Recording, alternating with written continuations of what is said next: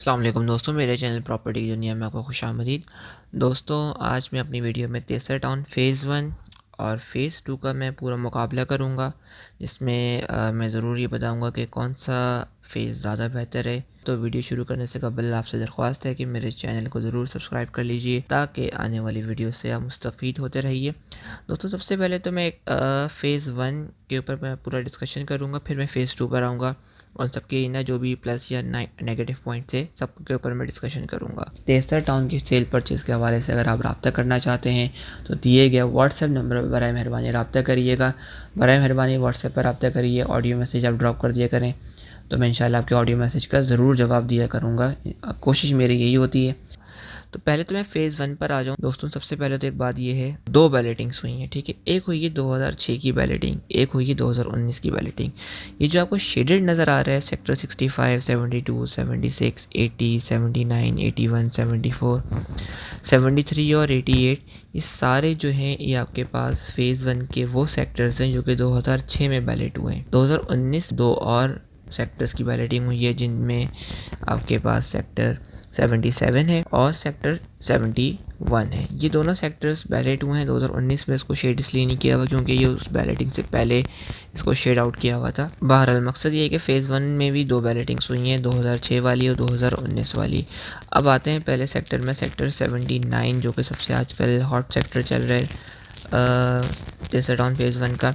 अच्छा, मैं पहले भी कह चुका हूँ कि तेसर टाउन फ़ेज़ 1 की जो एंट्रेंस है, जो ग्रीन कलर की आपको एंट्रेंस नज़र आती है, वहाँ से गार्डन सिटी बामुश्किल 1.5 से 1 मिनट 1.5 मिनट की बामुश्किल ड्राइव पर है और गुलशन मेहमान से तकरीबन 3 सवा 3 मिनट की ड्राइव पर है।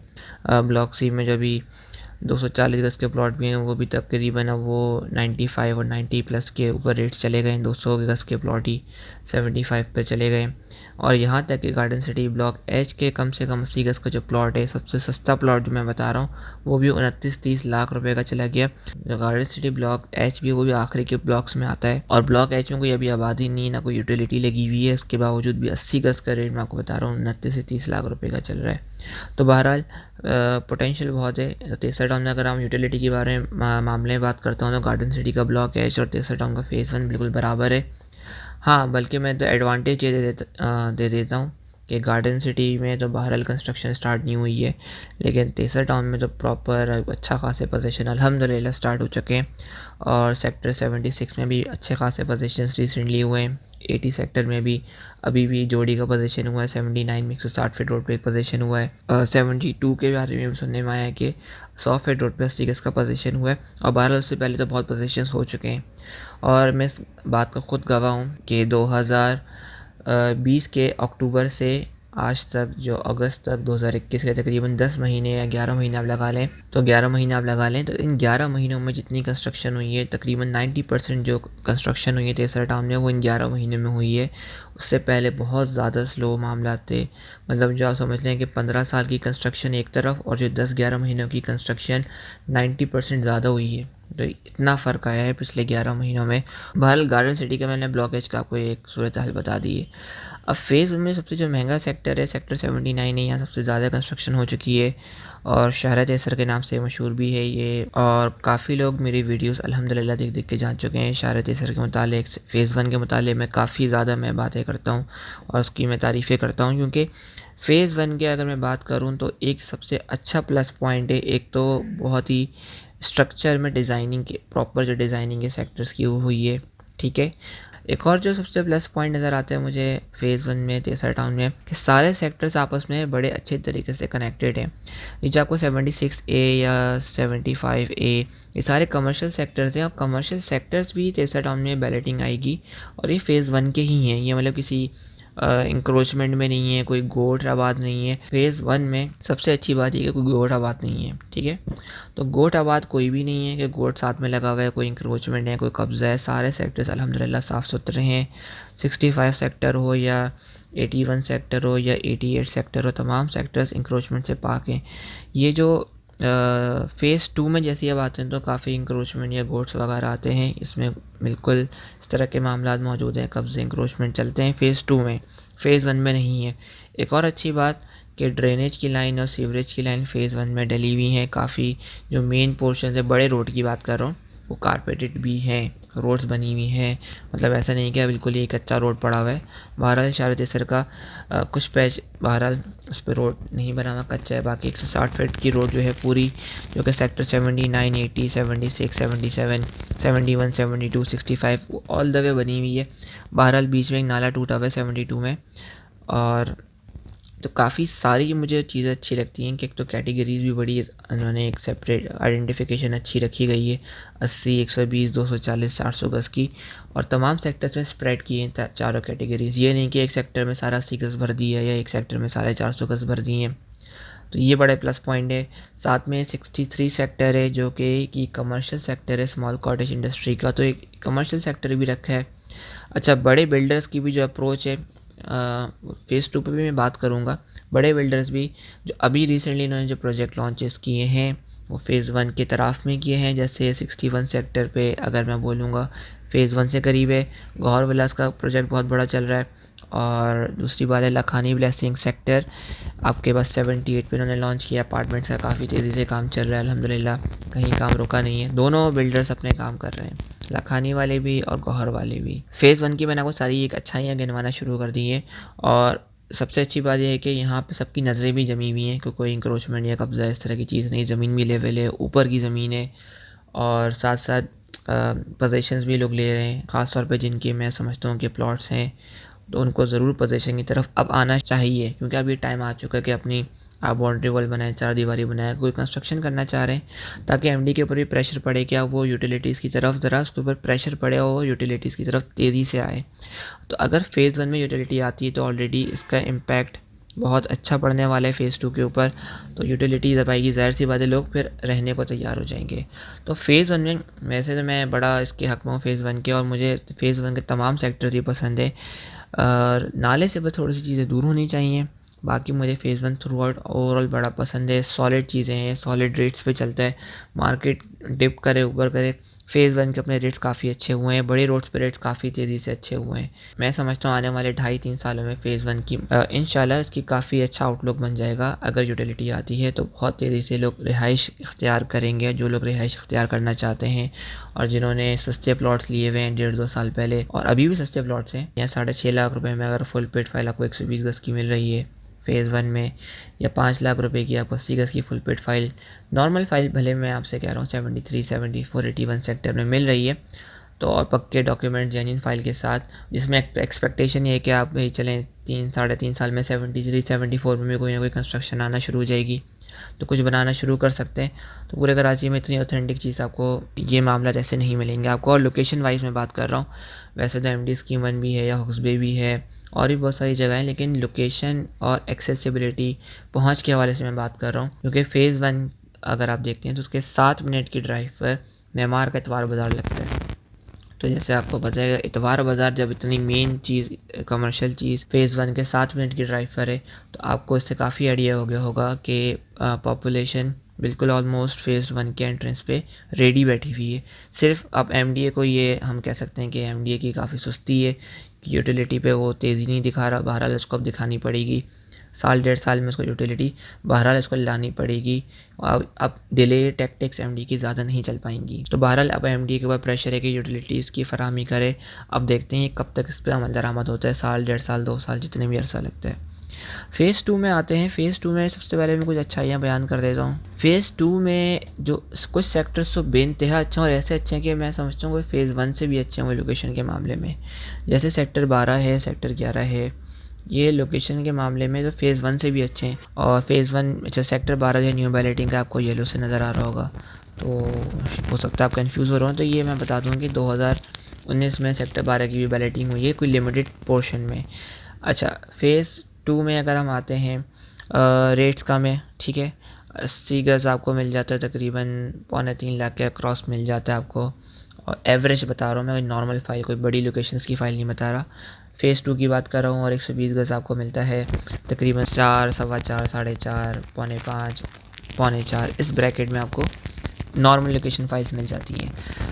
अब फ़ेज़ 1 के बाद फ़ेज़ 2 में अगर हम देखते हैं तो फ़ेज़ 2 में कुछ मसले मसाइल हैं। सबसे प्लस पॉइंट ये है कि रेट्स कम हैं। ये रेट्स क्यों कम है, इसका रीज़न है, कहीं भी रेट्स अगर कोई चीज़ के कम होते हैं तो उसकी कोई वजूहत होती हैं। कोई भी अगर यहाँ पर मुझे कभी ऐसी फ़ोन कॉल्स अक्सर मिलती हैं कि भाई तेसा टाउन में 6 लाख का प्लॉट है और पानी बिजली गैस पानी नहीं। मुझे कभी कभी अक्सर फ़ोन इस तरह के आते हैं कि तेसा टाउन में फ़ेज़ 1 में पानी बिजली गैस क्यों नहीं है। अब उसका रीज़न का जवाब यही है कि अगर आपको 6.5 लाख में कोई प्लॉट मिल रहा है तो एक्सपेक्टेशन तो यही है कि पानी बिजली गैस तो नहीं हो सकती, क्योंकि जिस जगह भी पानी बिजली गैस और लीगल ज़मीन होगी वो प्लॉट पे 6.5 लाख का नहीं बचता। तो बेहतर यही कि पहले से चीज़ लेकर रख ली जाए, जैसी यूटिलिटी आती है उसका फिर आपको रिहाइश के एतबार से भी, जो लोग सीरियस रहाइश के मामले में बैठे हुए हैं उनको रिहाइश के एतबार से इंशाल्लाह बहुत फ़ायदा होगा, क्योंकि ज़मीन सस्ती है। जब यूटिलिटी आएगी तो उस हवाले से रेट्स के हवाले से भी उनको फ़ायदा होगा, और रिहाइश जब ज़ाहिर सी बात है तेज़ी से लोग शिफ्ट होंगे तो उनको एक आबादी और पूरी एक बस रिहाइश की ज़रूरत उनकी पूरी हो जाएगी। फ़ेज़ 2 में अगर मैं बात करूँ तो कुछ मुझे नेगेटिव पॉइंट ज़्यादा नज़र आते हैं। सबसे पहले है कि फ़ेज़ 2 हर तरफ फैला हुआ है। मैं अगर आपको दिखाऊँ तो फ़ेज़ 2 में पता नहीं, मुझे लगता है कि दिल से बनाए नहीं है एमडी ने मास्टर प्लान में। एक जगह एक तरफ सुपर हाईवे के करीब तरीन सेक्टर्स में से सेक्टर 12 है, सेक्टर 11 है, ये करीब तरीन है। पीछे 18, 17, 21, 22 बीच में गोड काफ़ी बने हुए हैं, इंक्रोचमेंट बहुत ज़्यादा हैं। 11, 25 में भी इंक्रोचमेंट है, 23 में भी इंक्रोचमेंट है, 91 में भी इंक्रोचमेंट है, 93 में तो भरपूर किस्म की इंक्रोचमेंट चल रही है। बहरहाल 18, 17 में तो इंक्रोचमेंट नहीं है कोई इस तरह की। 12 में भी इंक्रोचमेंट न्यू बैलेटिंग में नहीं है। 12 बी में भी है। 17 ए ये न्यू बैलेटिंग के सेक्टर्स हैं, यहाँ भी इंक्रोचमेंट नहीं है। अच्छा, फिर कुछ फ़ेज़ 2 का हिस्सा आप ये देख रहे हैं, मैं आपको दिखाता हूँ। अब आप ये देख रहे हैं सेक्टर 6 से न्यू बैलेटिंग का, ये न्यू बैलेटिंग का सेक्टर है, ये एक तरफ बिल्कुल मेहमान की तरफ फेंक दिया फ़ेज़ 2 का। फिर आते हैं सेक्टर 30 और सेक्टर 29, सेक्टर 31। अब 29 के मुतालिक आजकल मैं काफ़ी लोगों से मेरा राब्ता भी हो रहा है। वो लोग कह रहे हैं कि हमें 29 सेक्टर में कुछ प्लॉट्स दिलाएँ न्यू बैलेटिंग के। तो मेरी थोड़ी रिकमेंडेशन नहीं है इस मुतालिक, क्योंकि कुछ मामलात ऐसे हैं कि जो कि पस पर्दा मामलात हैं सेक्टर 29 के न्यू बैलेटिंग के। तो बेहतर ये है कि अगर आप ले रहे हैं तो बहुत ठोक बजा कर लें। बिल्कुल आप एक चीज़ को 2 बार नहीं, आप 5 बार 10 बार देख कर लें, क्योंकि इसमें मामलात कुछ इस तरह के हैं कि आपको बिल्कुल आंखें खुली रख के चीज़ लेनी पड़ेगी सेक्टर 29 में। तो मैंने कुछ वीडियोस में भी देखा कि उसकी बड़ी तारीफ़ हो रही थी। नो डाउट लोकेशन आउटस्टैंडिंग है, लोकेशन के मुतालिक कोई वो मसला नहीं है, बट अगर आप किसी से ले रहे हैं फ़ाइल तो आप अलॉटी से फ़ाइल लें। आप जो अलॉटी स्लिप बेच रहे हो उसी की स्लिप लें। आप डायरेक्ट किसी आप मतलब आपको पता हो कि भाई अलॉटी बेच रहा है फ़ाइल, और आप अलॉटी का आपको इसका पता हो कि ये अलॉटी ही बेचने वाला है, मतलब किसी के थ्रू भी ले रहा हूँ लेकिन आपको ये इत्मीनान हो कि ये बेचने वाला डायरेक्ट अलॉटी ही है, ठीक है। तो ये आपको ज़रूर एहतियात रखनी सेक्टर 29 के मुतालिक। एक चीज़ को आप 10 बार ज़रूर चेक करें। अच्छा, अब यहाँ पे फिर ये LERP के सेक्टर्स हैं वो भी फ़ेज़ 2 में आ जाते हैं। सेक्टर 49 भी है, अब न्यू बैलेटिंग में 38 आया है, 47 आया है, 52 है। तो फ़ेज़ 2 बहुत जगहों पे फैला हुआ है। 60 सेक्टर भी है, मतलब 5-6 जगहों पे फ़ेज़ 2 फैलाया हुआ है। फिर इंक्रोचमेंट भी बहुत ज़्यादा है।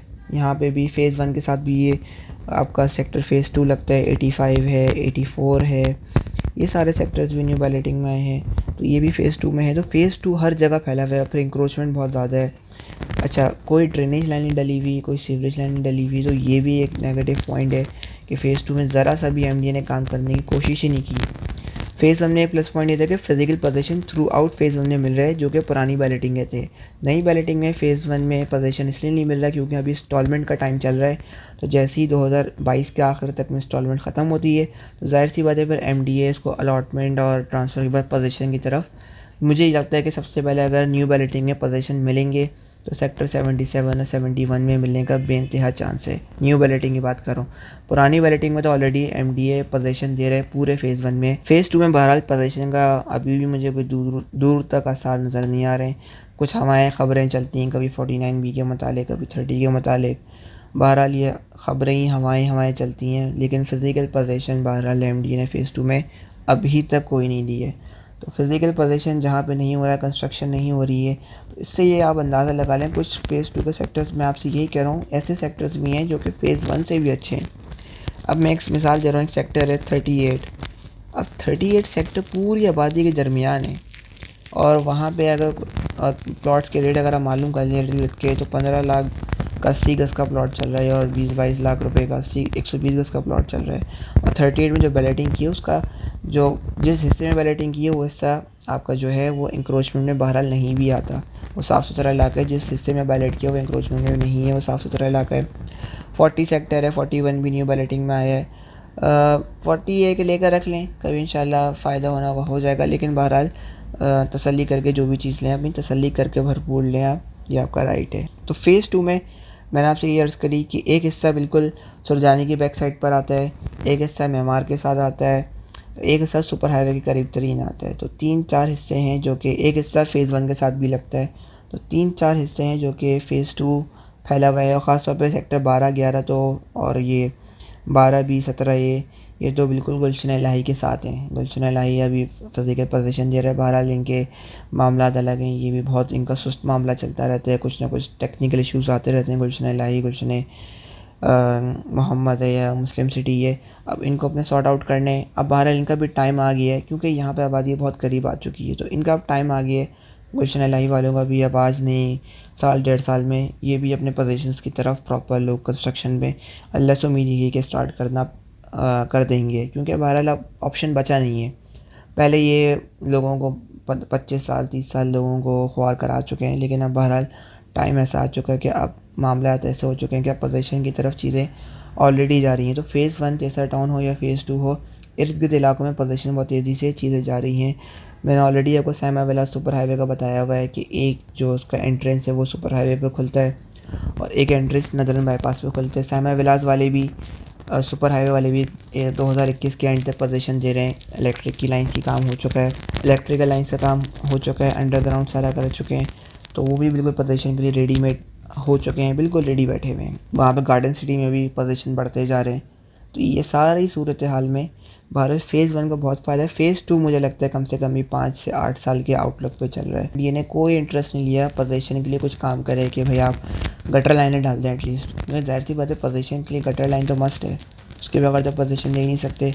बहरहाल यूटिलिटी तो ले, बहुत सारे इलाकों में मैंने देखा है कि प्राइवेट स्कीम्स में कि कुंडी की बिजली से लोग पोजीशंस हुए हैं। ये बात तो मैं ख़ुद पर्सनली जानता हूँ कि कुंडे की बिजली से लोगों ने पोजीशंस लिए है, वहाँ पे बोरिंग करा कर पानी इस्तेमाल कर रहे हो। गैस के सिलेंडर्स वैसे ही पता है इस तमाम नई सोसाइटीज़ में गैस के सिलेंडर्स यूज़ हो रहे हैं, और रेट्स आप देख लें, आप 68 लाख 70 लाख 65 लाख के ऑलरेडी पहुँच चुके हैं। तो मेरा जो फाइनल एनालिसिस ये है कि फ़ेज़ 1 में ज़रूर इन्वेस्टमेंट करनी चाहिए।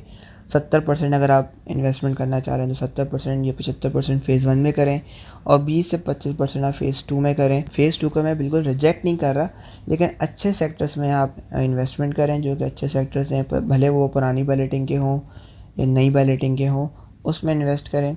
लेकिन वो 20 से 25% अपना इन्वेस्ट करें, बाकी जो 75% है वो फ़ेज़ 1 में करें, क्योंकि वो एक सीरियस पोटेंशियल है, और एक साफ़ सुथरी जेंट्री भी मैं एक्सपेक्ट कर रहा हूँ फ़ेज़ 1 में आएगी।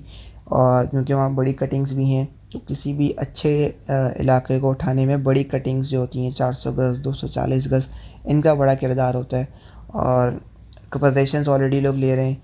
तो फ़ेज़ 1 मुझे ज़्यादा एक अच्छा पोटेंशियल लगता है, 3 से 3.5 ढाई 3 साल 4 साल में, और 5 से 6 साल के मुझे लॉन्ग टर्म में मुझे फ़ेज़ 2 लगता है। फ़ेज़ 1 और फ़ेज़ 2 को मैंने आपको एक आउटलुक दे दिया कि कहाँ पे आपको अभी इन्वेस्टमेंट बहरहाल करनी चाहिए और कितनी करनी चाहिए। उम्मीद है दोस्तों आपको मेरी वीडियो पसंद आई होगी।